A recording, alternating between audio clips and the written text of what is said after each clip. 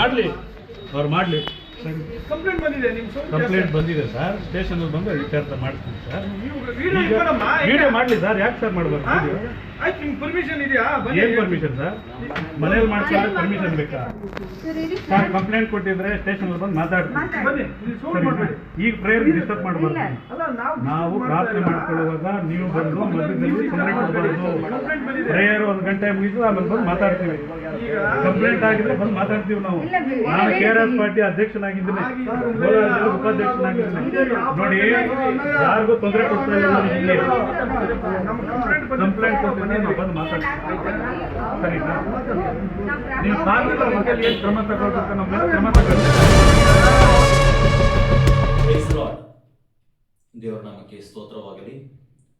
ಸ್ನೇಹಿತರೆ, ಏನೊಂದು ವಿಶೇಷವಾದ ಒಂದು ವಿಡಿಯೋವನ್ನು ನಾನು ಮಾಡ್ತಾ ಇದ್ದೀನಿ. ನಿನ್ನೆ ಕೋಲಾರದಲ್ಲಿ ನಡೆದ ಒಂದು ಘಟನೆ. ಒಂದು ಕೇಸ್ ಕೂಡ ಅದು ದಾಖಲಾಗಿದೆ.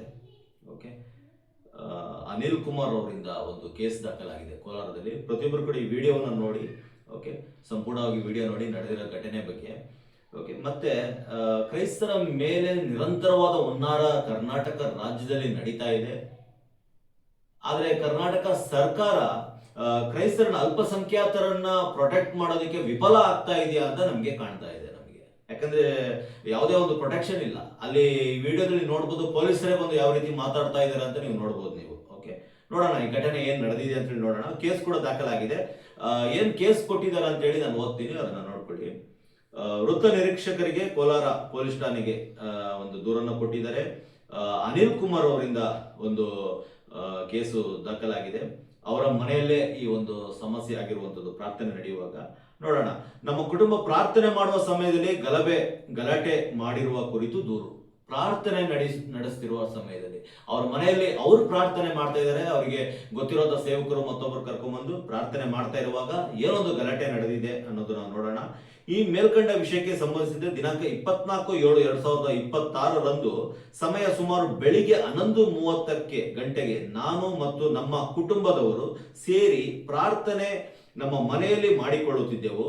ನಮ್ಮ ಆತ್ಮಿಕ ಗುರುಗಳಾದ reverend Raja M Paul father ಅವರನ್ನು ಆಶೀರ್ವಾದ ಕೊಡುವುದಕ್ಕಾಗಿ ನಮ್ಮ ಮನೆಗೆ ಕರೆಸಿಕೊಂಡಿದ್ದೆವು. ಇದು ಈ ಪ್ರಾರ್ಥನೆ ಕೆಲವರು ಅಕ್ಕಪಕ್ಕದ ಮನೆಯವರು ನಮ್ಮ ಫಾದರ್ ಅವರನ್ನು ಏಕವಚನದಲ್ಲಿ ಮಾತನಾಡಿ ನಮ್ಮ ಮನೆಗೆ ಬಂದಿದ್ದ ಹೆಣ್ಣು ಮಕ್ಕಳನ್ನು ನೀವು ಗಂಡಸರಾಗಿದ್ದರೆ ಒಡೆದು ಹಾಕುತ್ತಿದ್ದೆವು ಎಂದು ಅವ್ಯಾಚ ಶಬ್ದಗಳಿಂದ ಬೈದು ನಿಂದಿಸಿ ನಮ್ಮ ಶಾಂತಿಯುತ ಪ್ರಾರ್ಥನೆಗೆ ಅಡ್ಡಿಪಡಿಸಿದ್ದಾರೆ. ನಮ್ಮ ಮನೆ ಮಾಲೀಕರಾದ ಮೂರ್ತಿರವರಿಗೆ ಬೆದರಿಕೆ ಹಾಕಿದ್ದಾರೆ ಮತ್ತು ಮನೆ ಖಾಲಿ ಮಾಡಿಸದಿದ್ದರೆ ನಿಮಗೆ ತೊಂದರೆ ಕೊಡುತ್ತೇವೆ ಎಂದು ಎದುರಿಸಿದ್ದಾರೆ. ಇನ್ನು ಮುಂದೆ ಈ ರೀತಿಯ ಘಟನೆಗಳು ನಡೆಯದಂತೆ ಕ್ರಮ ಕೈಗೊಳ್ಳಬೇಕೆಂದು ಮನವಿ. ಆದುದರಿಂದ ಮೇಲ್ನೋಟಕ್ಕೆ ಬಜರಂಗ ದಳದವರ ಕಾರ್ಯಕರ್ತರೆಂದು ನಮಗೆ ಕಾಣುತ್ತದೆ. ಇವರನ್ನು ಠಾಣೆಗೆ ಕರೆಸಿ ವಿಚಾರಿಸಬೇಕೆಂದು ಮತ್ತು ನನಗೂ ನನ್ನ ಕುಟುಂಬಕ್ಕೂ ಯಾವುದೇ ವಿಧವಾದ ತೊಂದರೆ ಉಂಟಾಗದಂತೆ ರಕ್ಷಣೆಯನ್ನು, ಭದ್ರತೆಯನ್ನು ನೀಡಬೇಕೆಂದು ತಮ್ಮಲ್ಲಿ ವಿನಂತಿಸಿಕೊಳ್ಳುತ್ತೇವೆ ಅಂತೇಳಿ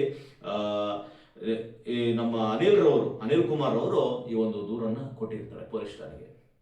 ಸ್ನೇಹಿತರೆ, ನೀವು ನೋಡ್ತಾ ಇದ್ರ ಘಟನೆ ನಡೆದಿರುವಂಥದ್ದು. ಆ ವಿಡಿಯೋ ಕೂಡ ನಾನು ಪ್ರಾರಂಭದಲ್ಲಿ ನಾನು ಹಾಕಿದ್ದೆ. ನೋಡಿ, ಇವತ್ತು ನಾವು ಕ್ರೈಸ್ತರು ಪ್ರಾರ್ಥನೆ ಮಾಡಬಾರ್ದ? ಯಾವುದೇ ಜನಾಂಗ ಆಗಿರ್ಲಿ, ಯಾವುದೇ ಸಮುದಾಯದವರಾಗಿರ್ಲಿ, ಅವರ ಮನೆಯಲ್ಲಿ ಅವರು ಪ್ರಾರ್ಥನೆ ಮಾಡೋದಕ್ಕೆ ಅವಕಾಶಗಳಿಲ್ವಾ? ಅವರಿಗೆ ಗೊತ್ತಿರೋರು ಕರ್ಕೊಂಡ್ಬಂದು ಪ್ರಾರ್ಥನೆ ಮಾಡೋ ಅವಕಾಶ ಇಲ್ವಾ? ಹಾಗಾದ್ರೆ ನಮ್ಮ ಹಿಂದೂ ಸಮುದಾಯದಲ್ಲಿ ಎಷ್ಟೋ ಜನರು ತಮ್ಮ ಮನೆಯಲ್ಲಿ ಅನೇಕ ಪ್ರಾರ್ಥನಾ ಕೂಟಗಳನ್ನು ಮಾಡ್ತಾ ಇರ್ತಾರೆ, ಬೇರೆ ಬೇರೆ ಹೋಮಗಳನ್ನ ಮಾಡ್ತಾ ಇರ್ತಾರೆ, ಅವರಿಗೆ ಬೇಕಾದವ್ರನ್ನ ಕರ್ಕೊಂಡ್ಬಂದು ಅವ್ರು ನಡೆಸ್ತಾ ಇರ್ತಾರೆ. ನಮ್ಮ ಮುಸ್ಲಿಂ ಸೋದರರು ಅವ್ರ ಪಾಡಿಗೆ ಅವ್ರು ನಡೆಸ್ತಾ ಇರ್ತಾರೆ. ಯಾಕೆ ಕ್ರೈಸ್ತರನ್ನ ಟಾರ್ಗೆಟ್ ಮಾಡ್ತಾ ಇದ್ದೀರಾ? ಅಲ್ಲಿ ಏನಾದ್ರೂ ಬೇರೆ ಕ್ರಿಯೆಗಳು ನಡೀತಾ ಇದೆಯಾ? ಪ್ರಾರ್ಥನೆ ಮಾಡೋದು ಏನ್ ತೊಂದರೆ ಆಗಿದೆ? ಅಲ್ಲಿರೋರು ಯಾರಾದ್ರೂ ಪೊಲೀಸ್ ಠಾಣೆಗೆ ದೂರು ಕೊಟ್ಟಿದಾರ? ನೋಡಿ, ಅಲ್ಲಿ ಪೊಲೀಸ್ ಅವರು ಬಂದ್ಬಿಟ್ಟು ಕೇಳ್ತಾ ಇದ್ದಾರೆ, ದೂರ್ ಬಂದಿದೆ, ಸ್ಟೇಷನ್ ಕೇಸ್ ಆಗಿದೆ, ಬನ್ನಿ ಸ್ಟೇಷನ್ಗೆ ಅಂತ ಅವ್ರು ಕೇಳ್ತಾ ಇದ್ದಾರೆ. ಯಾವ ದೂರು ದಾಖಲಾಗಿದೆ ಸ್ವಾಮಿ? ನಾನು ಕೇಳ್ತಿರೋದು ಪೊಲೀಸರಿಗೆ. ಅಲ್ಲಿ ಮಾತಾಡ್ತಾ ಇದೀರಲ್ಲ, ಕೇಳ್ತಾ ಇದ್ರ ಪ್ರಶ್ನೆ, ಪೊಲೀಸ್ ಠಾಣೆಗೆ ಯಾವ ದೂರು ದಾಖಲಾಗಿದೆ, ಯಾರು ದೂರು ಕೊಟ್ಟಿದ್ದಾರೆ ಕೊಡಿ. ಒಂದು ವೇಳೆ ನೀವು ಆ ಫಾದರ್ ಅವರನ್ನ ನೋಡಿ, ರೆವರೆಂಡ್ ರಾಜಾ ಪಾಲ್ ಅವರನ್ನ ನೀವು ಕರಿತಾ ಇದ್ರಲ್ಲ ಸ್ಟೇಷನ್ಗೆ, ಪ್ರಾರ್ಥನೆ ನಿಲ್ಲಿಸಿ ಅಂತ ಕೇಳಿದೀರಾ? ಮನೆಯೊಳಗಡೆ ಪ್ರಾರ್ಥನೆ ನಡೆಯುವಾಗ ಮನೆಯೊಳಗೆ ಬಂದು ಪ್ರಾರ್ಥನೆ ನಿಲ್ಲಿಸಿ ಹೊರಗಡೆ ಬನ್ನಿ ಅಂತ ಕೇಳ್ತಾ ಇದ್ದೀರಾ? ಯಾರು ನಿಮಗೆ ಈ ಹಕ್ಕನ್ನು ಕೊಟ್ಟವರು? ಕೋಲಾರ ಜಿಲ್ಲೆ ಪೊಲೀಸರಿಗೆ ನಾನು ಕೇಳ್ತಾ ಇರೋದು, ಯಾರು ಕೊಟ್ಟಿದ್ದು? ದಯವಿಟ್ಟು ಅಲ್ಲಿನ ವೃತ್ತ ನಿರೀಕ್ಷಕರಾಗಿರ್ಬೋದು, ಅಲ್ಲಿನ SP ರವರಾಗಿರ್ಬೋದು, ಇದೀಗಲೇ SP ಅವರೊಂದಿಗೆ ನಾವು ಕರೆ ಮಾಡಿ ನಾವು ಮಾತನಾಡಿದ್ದೇನೆ. ಇದ್ರ ಬಗ್ಗೆ ಸಂಪೂರ್ಣವಾಗಿ ತಿಳಿಸಿದ್ದೇನೆ ಇದ್ರ ಬಗ್ಗೆ. ಹಾಗೆ ಅವರು ಕೂಡ ಇದ್ರ ಬಗ್ಗೆ ಕ್ರಮವನ್ನ ಕೈಗೊಳ್ತೀವಿ ಅಂತ ಅವರು ಕೂಡ ತಿಳಿಸಿದ್ದಾರೆ. ನೋಡಿ ನಮ್ಮ ಪೊಲೀಸರ ಸ್ಥಿತಿ ಯಾವ ರೀತಿ ಇದೆ. ಯಾರ ಮಾತು ಕೇಳ್ತಾ ಇದೀರಿ ನೀವು? ಪೊಲೀಸರವರು ಯಾರ ಮಾತು ಕೇಳ್ತಾ ಇದ್ದೀರಾ? ಯಾರು ಕೇಸ್ ಕೊಟ್ಟಿದ್ದಾರೆ? ಸರಿ, ಅವ್ರಿಗೆ ನೋಟಿಸ್ ಕೊಟ್ಬಿಟ್ಟು ಕರಿಬೇಕು. ಅವ್ರು ಹಾಗೆ ಪೊಲೀಸ್ ಸ್ಟೇಷನ್ ಬರೋ ಅವಶ್ಯಕತೆ ಇಲ್ಲ. ಹೇಗ್ ಬರ್ತಾರೆ ಹೇಳಿ ನೋಡಿ? ನೀವು ಕರೆದ ತಕ್ಷಣ ಪೊಲೀಸ್ ಸ್ಟೇಷನ್ ಬರಕಾಗುತ್ತಾ? ಅವರು ಏನಕ್ಕೋಸ್ಕರ ಬರಬೇಕು? ನೀವು ಏನಾದ್ರೂ ಮೌಖಿಕವಾಗಿ ಮಾತಾಡುವಂಥದ್ದಲ್ಲ, ನೀವು ನೋಟಿಸ್ ಕೊಡಬೇಕು. ಅಲ್ಲಿ ಏನಾದ್ರೂ ನಡೀತಾ ಇದ್ರೆ ಕೇಸ್ ಆಗಿದೆಯಾ, ಆ ಕೇಸ್ ಕಾಪಿನ ತಗೊಂಬನ್ನಿ, ನಂತರ ಕರ್ಕೊಂಡೋಗಿ. ಹೇಗೆ ನೀವು ಈ ರೀತಿ ಕರ್ಕೊಂಡು ಹೋಗ್ತೀರಾ? ಬನ್ನಿ ಅಂತೇಳಿ ನಿಮ್ ಇಷ್ಟ ಪ್ರಕಾರ ಕರ್ಕೊಂಡು ಹೋಗೋದಾ? ಯಾರ್ದೋ ಒಂದು ಮಾತನ್ನ ಕೇಳಿ ನೀವು ಬಂದಿದ್ದೀರಾ ಅಂತ ಕಾಣಿಸ್ತಾ ಇದೆ. ನೀವು ಮಾತಾಡೋ ಎಲ್ಲಾ ಶೈಲಿಯಲ್ಲಿ ಕಾಣಿಸ್ತಾ ಇದೆ. ಕ್ರೈಸ್ತರಿಗೆ ಯಾಕೆ ತೊಂದರೆಗಳನ್ನ ಕೊಡ್ತಾ ಇದ್ದೀರಾ? ಮುಖ್ಯವಾಗಿ ಕೋಲಾರ ಜಿಲ್ಲೆಯಲ್ಲಿ ನಡೆದ ಅನಿಲ್ ಕುಮಾರ್ ಅವರ ಒಂದು ಮನೆಯಲ್ಲಿ ಪ್ರಾರ್ಥನೆ ನಡೆಯುವಾಗ ಇಷ್ಟೆಲ್ಲ ನೀವು ತೊಂದರೆಗಳನ್ನ ಕೊಡ್ತಾ ಇದ್ದೀರಲ್ಲ, ಇದಕ್ಕೆ ಯಾರು ಹೊಣೆ? ದಯವಿಟ್ಟು ಅಲ್ಲಿನ SP ರವರು ಸರಿಯಾದ ಕ್ರಮ ಕೈಗೊಂಡಿಲ್ಲ ಅಂತ ಹೇಳಿದ್ರೆ ಇದು ದೊಡ್ಡ ಕೋಮುವಾದಕ್ಕೆ ಕಾರಣ ಉಂಟಾಗುತ್ತೆ. ಜಾತಿ ಧರ್ಮಗಳ ನಡುವೆ ಘರ್ಷಣೆ ಉಂಟಾಗುತ್ತದೆ. ಯಾರೋ ಮಾಡಿದ ತಪ್ಪಿಗೆ ಯಾರೋ ಅನುಭವಿಸ್ಬೇಕಾಗುತ್ತೆ.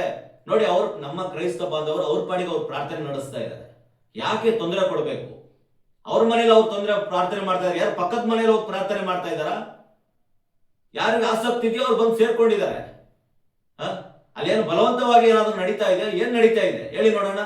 ಹಾಗಾಗಿ ದಯವಿಟ್ಟು ಇದನ್ನ ಪರಿಶೀಲಿಸಬೇಕು. ಅಲ್ಲಿನ ವೃತ್ತ ನಿರೀಕ್ಷಕರು ಪರಿಶೀಲಿಸಬೇಕು. ಇದೀಗಲೇ ಮನವಿ ಬಂದಿದೆ, ಕೇಸ್ ಕೂಡ ಆಗಿದೆ. ಅವ್ರನ್ನ ಕರೆಸಿ ಯಾರು ಏನು ಎತ್ತಂತ ವಿಚಾರಣೆ ಮಾಡಿ ಮುಂದೆ ಈ ರೀತಿಯ ಘಟನೆಗಳು ನಡೆಯದಂತೆ ನೋಡ್ಕೊಬೇಕಾಗುತ್ತೆ. ಹಾಗೆ ನಾನು ನಮ್ಮ ಸಲೀಂ ಸರ್ DGP ಅವರ ಹತ್ರ ಕೂಡ ನಾನು ಮನವಿ ಮಾಡ್ಕೊಳ್ತಾ ಇದ್ದೇನೆ. ಈ ಒಂದು ವಿಡಿಯೋದ ಮೂಲಕ, ಮಾಧ್ಯಮದ ಮೂಲಕ, ಕರ್ನಾಟಕ ರಾಜ್ಯದ ಹಲವೆಡೆ ಪ್ರಾಬ್ಲಮ್ಸ್ ನಡೀತಿದೆ. ಮೊನ್ನೆ ಕುಶಾಲನಗರದಲ್ಲೂ ಕೂಡ ನಡೀತಿದೆ, ಪ್ರತಿ ವಾರ ನಡೀತಾ ಇದೆ, ಹೀಗೆ ಹಲವೆಡೆ ನಡೀತಾ ಇದೆ. ಇದೆಲ್ಲವೂ ಕೂಡ ನಿಲ್ಲಬೇಕಾಗುತ್ತೆ. ಕಾಂಗ್ರೆಸ್ ಸರ್ಕಾರ ಸೂಕ್ತವಾದ ಭದ್ರತೆ ಕೊಡಕ್ಕಾಗ್ತಾ ಇಲ್ಲ. ಸರ್ಕಾರದಿಂದ ಕ್ರೈಸ್ತರಿಗೆ, ಅಲ್ಪಸಂಖ್ಯಾತರಿಗೆ ಕೊಡಕ್ಕಾಗ್ತಾ ಇಲ್ಲ. ಮೇಲ್ನೋಟಕ್ಕೆ ಮಾತ್ರ ನೀವು ಭರವಸೆಗಳನ್ನ ಕೊಡ್ತಾ ಇದ್ದೀರಾ. ದಯವಿಟ್ಟು ಇದನ್ನ ಸರಿಯಾದ ರೀತಿಯಲ್ಲಿ ನಮಗೆ ರಕ್ಷಣೆ ಕೊಡಿ. ಕ್ರೈಸ್ತರಿಗೆ ಪ್ರಾರ್ಥನೆ ನಡೆಯುವಾಗ ಮನೆಯಲ್ಲಿ ಪ್ರಾರ್ಥನೆ ನಡಿಬಾರದು ಅನ್ನೋದಕ್ಕೆ ಯಾವುದೇ ರೂಲ್ಸ್ ರೆಗ್ಯುಲೇಷನ್ಸ್ ಗಳಿಲ್ಲ. ಯಾವುದೇ ಸಮುದಾಯದವರಾಗಿರ್ಲಿ ಅವರು, ಅವರ ಮನೆಯಲ್ಲಿ ಅವರು ಪ್ರಾರ್ಥನೆ ನಡೆಸಬಹುದು. ಅದಕ್ಕೆ ಯಾವುದೇ ಇದಿಲ್ಲ. ಒಂದು ವೇಳೆ ಆ ರೀತಿ ಇರೋದಾದ್ರೆ ಲಿಖಿತ ರೂಪದಲ್ಲಿ ಕೊಡಿ ಅಥವಾ ನೋಟಿಸ್ ಕಳಿಸಿ. ಅಂತ ಸ್ಥಳಗಳಿಗೆ ಅಂತ ಪ್ರಾರ್ಥನೆ ನೋಟಿಸ್ ಕಳಿಸಿ, ಮನೆಯಲ್ಲಿ ಪ್ರಾರ್ಥನೆ ನಡೆಸಬಾರ್ದು ಅಂತೇಳಿ. ಯಾಕೆ ಮೌಖಿಕವಾಗಿ ಹೇಳ್ತಾ ಇದ್ದೀರಾ? ಕಾನೂನನ್ನ ದುರುಪಯೋಗ ಪಡಿಸ್ಕೊಳ್ಬಾರ್ದು ಅಂತ ಕೇಳ್ಕೊಳ್ತಾ ಇದ್ದೇನೆ. ಹಾಗೆ ಅಲ್ಲಿನ ಅನಿಲ್ ಕುಮಾರ್ ಅವರಿಗೆ, ಅವರ ಕುಟುಂಬದವರ ರಕ್ಷಣೆ ಕೊಡಿ. ಮಾತ್ರವಲ್ಲ, ಇವತ್ತು ಬೆಳಿಗ್ಗೆ ನಿನ್ನೆ ರಾತ್ರಿಯೂ ಕೂಡ ಇದೆಲ್ಲವೂ ಘಟನೆ ನಂತರ ರಾತ್ರಿಯೂ ಕೂಡ ಅವರ ಮನೆ ಮುಂದೆ ಯಾರೋ ಪೋಖರಿಗಳು, ಪುಡಾರಿಗಳು ಹೋಗಿ ಗಾಡಿ ನಡೆಸಿ ಬರ್ತ್ಡೇ ಸೆಲೆಬ್ರೇಷನ್ ಮಾಡ್ತಾ ಇದೀವಿ ಅಂತ ಹೇಳ್ಬಿಟ್ಟು ಅವರ ಗಾಡಿಗೆಲ್ಲ ಡ್ಯಾಮೇಜ್ ಮಾಡಿ ಹಾಕಿದೀರಾ. ಯಾರಿಗೆ ಕೊಡ್ತಾರೆ ಗಾಡಿ ಡ್ಯಾಮೇಜ್? ಸರಿ, ದಯವಿಟ್ಟು ಈ ಪೊಲೀಸ್ ಇಲಾಖೆ ಇದ್ರ ಮೇಲೆ ಸರಿಯಾದ ಕ್ರಮ ಕೈಗೊಳ್ಬೇಕು. ಅವ್ರು ಸರಿಯಾಗಿ ಸರಿ ಮಾಡ್ಕೊಡ್ಬೇಕು ಆ ವೆಹಿಕಲ್ ನ. ಮಾತ್ರವಲ್ಲ, ಮುಂಜಾನೆ 13 ವರ್ಷದ ಹುಡುಗಿ ಶಾಲೆಗೆ ಹೋಗುವ ಸಮಯದಲ್ಲಿ ಅವ್ರನ್ನ ಎಳೆದು ಅವ್ರಿಗೆ ಗಾಯಗಳನ್ನು ಮಾಡಿ ಅವರು ಕೂಡ ಹಾಸ್ಪಿಟಲ್ ಇದ್ದಾರೆ. MLC ಕೊಟ್ಟು ಇದ್ ಮಾಡಿದ್ದಾರೆ. ದಯವಿಟ್ಟು ಇದು FIR ದಾಖಲಾಗಬೇಕು, ಸುಮೋಟೋ ಕೇಸ್ ದಾಖಲಾಗಬೇಕು. ಇವ್ರು ಕೇಸ್ ಕೊಡ್ಬೇಕಂತ ಕಾಯುವಂತದಲ್ಲ, ಇಮ್ಮಿಡಿಯೇಟ್ಲಿ ಕೇಸ್ ಆಕ್ಷನ್ ತಗೊಳ್ಬೇಕು. ಮತ್ತೆ ಮಹಿಳೆಯರ ಮೇಲೆ, ಮಕ್ಕಳ ಮೇಲೆ ಏನ್ ದೌರ್ಜನ್ಯ ಆಗಿದೆಯೋ, ನಮ್ಮ ಚೈಲ್ಡ್ ಕಮಿಷನ್ ಶ್ರೀಧರ್ ಕೋಸ್ಲೆರ್ ಅವರು ಇದ್ರ ಬಗ್ಗೆ ಕ್ರಮ ಕೈಗೊಳ್ಬೇಕು ಅಂತ ಕೇಳ್ಕೊಳ್ತಾರೆ. ಅವರಿಗೂ ಕೂಡ ನಾನು ಈ ದೂರನ್ನ ಕೊಡ್ತಾ ಇದ್ದೀನಿ. ಮಾತ್ರವಲ್ಲ, ನಮ್ಮ ಮಹಿಳಾ ಮತ್ತು ಮಕ್ಕಳ ಆಯೋಗದ ಏನು ನಮ್ಮ ನಾಗಲಕ್ಷ್ಮಿ ಚೌಧರಿ ಮೇಡಮ್ ಅವರು ಇದ್ದಾರೆ, ದಯವಿಟ್ಟು ಇದ್ರ ಮೇಲೆ ಕ್ರಮ ಕೈಗೊಳ್ಳಬೇಕು. ಇಂಥವರಿಗೆ ಅವಕಾಶಗಳನ್ನ ಕೊಡಬಾರದು. ಕಾನೂನನ್ನು ಕಾಪಾಡಿಕೊಳ್ಳುವ ಮತ್ತೆ ಭದ್ರತೆ ಕೊಡುವ ಎಲ್ಲಾ ಸಮುದಾಯದವರು ಸರಿಯಾದ ರೀತಿಯಲ್ಲಿ ಅವರ ವ್ಯವಸ್ಥಿತವಾಗಿ ಅವರು ಇರುವಂತೆ, ಯಾವುದೇ ತೊಂದರೆಗಳನ್ನು ಆಗದಂತೆ ಅದನ್ನು ನೋಡ್ಕೊಳ್ಬೇಕಾಗಿರೋದು ನಮ್ಮ ಕಾನೂನಿನ, ನಮ್ಮ ಏನು ಅಧಿಕಾರಿಗಳ ಅದು ಕರ್ತವ್ಯ ಆಗಿದೆ. ದಯವಿಟ್ಟು ಅದನ್ನ ಪ್ರೊಟೆಕ್ಷನ್ ಕೊಡಬೇಕಾಗಿ ಕೇಳ್ಕೊಳ್ತಾ ಇದ್ದೇನೆ. ಅವ್ರ ಕುಟುಂಬಕ್ಕೆ ಏನಾದ್ರೂ ಹೊಣೆ ಆಗೋದಾದ್ರೆ ಮುಂದಿನ ದಿನಗಳಲ್ಲಿ ಪೊಲೀಸ್ ಇಲಾಖೆ, ಅಲ್ಲಿನ SP ರವರೇ ಹೊಣೆ ಆಗ್ತಾರೆ ಅಂತ ಹೇಳಕ್ ಬಯಸ್ತಾ ಇದ್ದೇನೆ.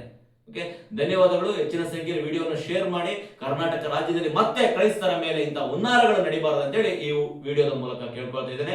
ನಾನು ನಿಮ್ಮ ಸಹೋದರ ಸ್ಟ್ಯಾನಿ ಪಿಂಟೋ, ಕರ್ನಾಟಕ ಕ್ರೈಸ್ತ ಸಂಘಟನೆ ರಾಜ್ಯಾಧ್ಯಕ್ಷರು. ಧನ್ಯವಾದಗಳು.